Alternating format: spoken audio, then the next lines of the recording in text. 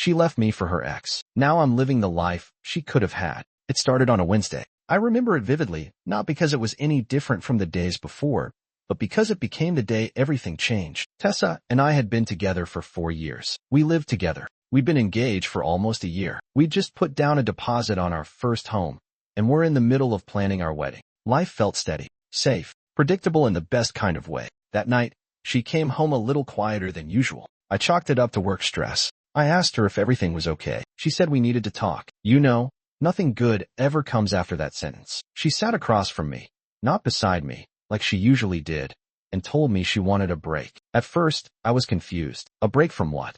We weren't fighting. We weren't disconnected. We weren't struggling financially or emotionally. Things were, at least from my perspective, stable. And then she said the words that shattered me. I need space to figure things out. I've been talking to Dylan again. Dylan, her ex, the one before me, the one she had always described as immature, unstable, emotionally unavailable. Apparently, he had reached out a few months ago. They'd been catching up, and now she was wondering if she had unfinished feelings for him. She wasn't breaking up with me.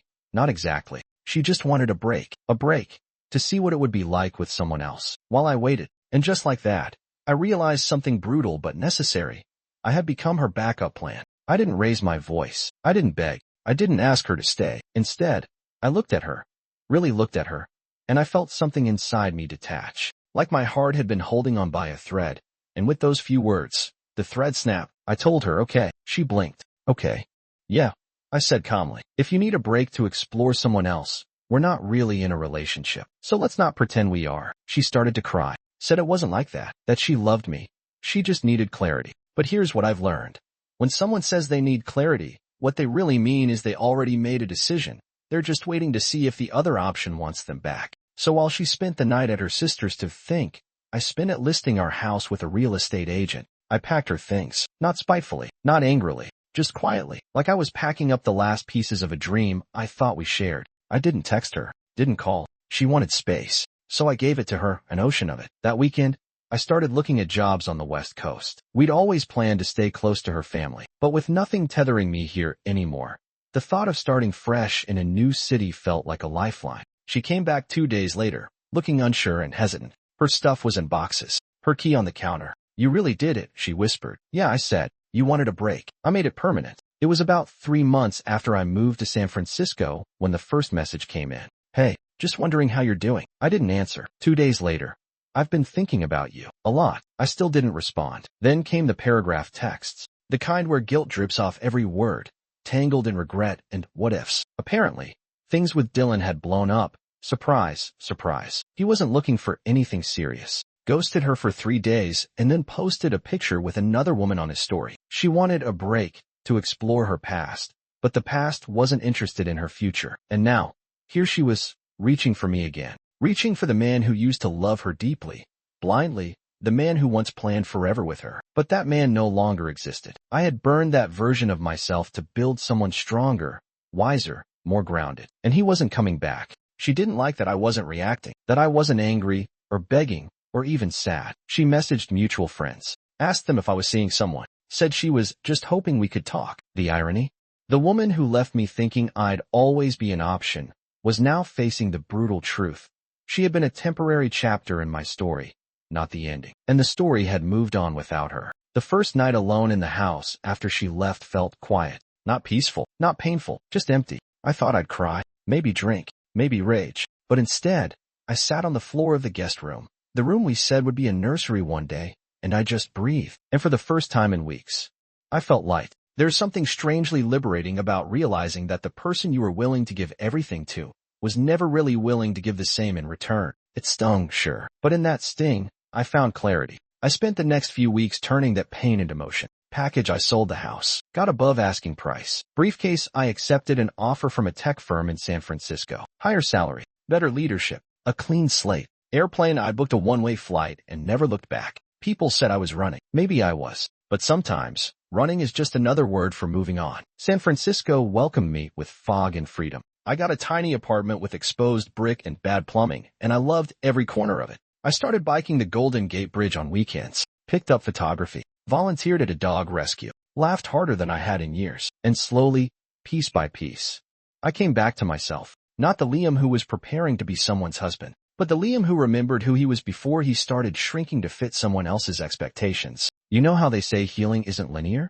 Well, for me, it was a steady rise, not without hard days, but always forward. I started jogging along the Embarcadero every morning. The ocean breeze, the hum of the city waking up, it gave me something to focus on besides the chaos she left behind. I found a local cafe that became my sanctuary. Same table, same almond latte. I started journaling there, not about Tessa, but about the version of myself I was creating. I met people, not just romantically, but real, grounded people. One of them was Ava. She wasn't flashy or dramatic. She didn't play games or make me question my worth. We met at a networking event I almost didn't go to. She asked if the seat next to me was taken, and the rest unfolded naturally. She was smart, deeply compassionate, and kind in a way that felt safe. I didn't dive in headfirst. I took my time, because now, I knew how to build something real. No illusions, no breaks, no backup plans. And professionally, I was killing it. That West Coast job turned out to be the best risk I ever took. 6 months in,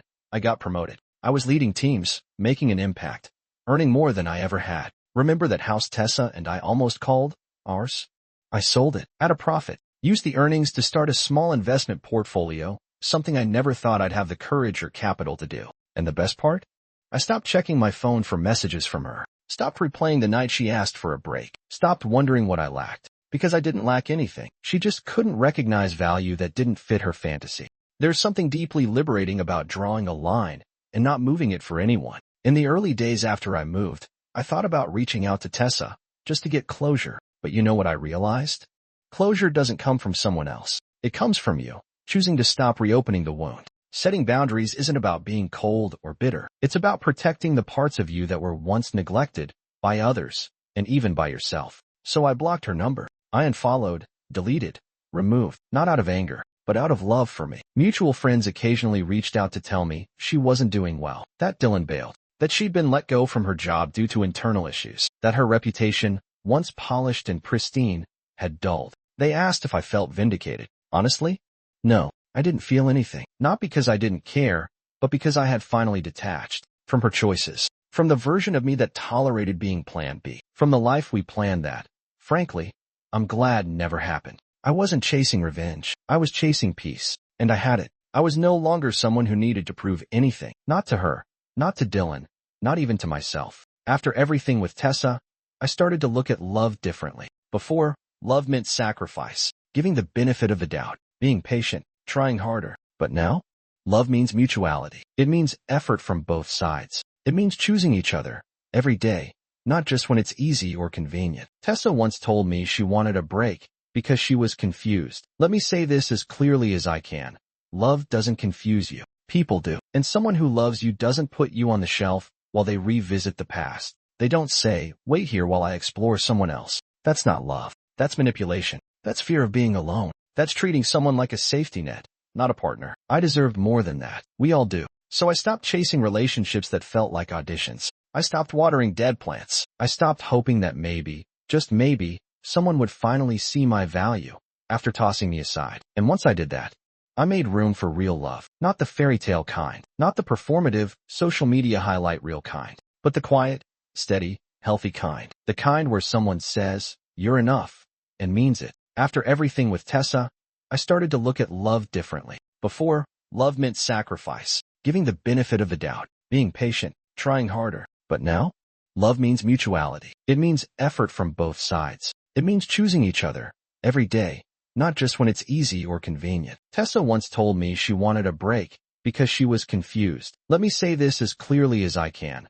Love doesn't confuse you. People do. And someone who loves you doesn't put you on the shelf while they revisit the past. They don't say, wait here while I explore someone else. That's not love. That's manipulation. That's fear of being alone. That's treating someone like a safety net, not a partner. I deserved more than that. We all do. So I stopped chasing relationships that felt like auditions. I stopped watering dead plants. I stopped hoping that maybe, just maybe, someone would finally see my value after tossing me aside. And once I did that, I made room for real love. Not the fairy tale kind, not the performative, social media highlight reel kind, but the quiet, steady, healthy kind. The kind where someone says, you're enough, and means it. It had been almost a year since I left everything behind. Life was different now, full, vibrant, and calm. I had healed in ways I never thought possible. The quiet no longer felt empty, it felt earned. Then one evening, I got a message from Tessa. Hey, I've been thinking about you. I'm so sorry for everything. I made a huge mistake. Can we talk?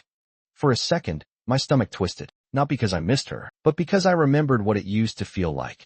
To wait on someone else's emotional whim. To feel like love was conditional, temporary, and transactional. I didn't open the message right away. I just stared at it. Then I laughed, not out of cruelty, but out of clarity. Tessa had chosen someone else. And when it didn't work out, she came crawling back. But I wasn't the same man anymore. I had built something for myself without her. I had found love, not just in someone new, but in myself. I had gone through the fire and come out forged, not burned. I replied with, hey, I hope you find what you're looking for, but I've moved on, and I hope you can too. Take care. Simple, final, freeing, no dramatic confrontation, no passive-aggressive digs, no what-ifs, just closure, not from her, but from me. And when I set my phone down that night, I didn't feel sadness. I felt relief, not because I rejected someone, but because I no longer needed validation from the person who once shattered me. I had chosen myself, and that was the greatest win of all. Looking back, everything seemed so surreal. How could I have ever thought that love, real love, was built on the shaky foundation I had once tried to make with Tessa? The house, the plans, the dreams. All of it seemed so fragile, as if it was only built to fall apart the moment it was tested. But now, standing here, in this new chapter of my life, I could finally see clearly. I had given everything I had to someone who wasn't ready to give back the same. And that realization, painful as it was, became the catalyst for everything that followed. The growth, the new adventures, the joy that was waiting for me. I found my peace in a life I created on my own terms. I found new friendships, real ones, people who didn't see me as a placeholder, who saw me as I am, who accepted me for all my flaws and strengths. They didn't need me to be perfect, but they respected me because I respected myself. The work, the business, my passions, all of it. I had built them for me, and not for anyone else's approval. But there's one thing I've learned through all this. Never let yourself be anyone's second choice. You deserve to be loved, celebrated, and cherished from the start, not as a fallback plan. You deserve a relationship built on mutual respect, trust, and consistency, not one where you're constantly questioning your worth.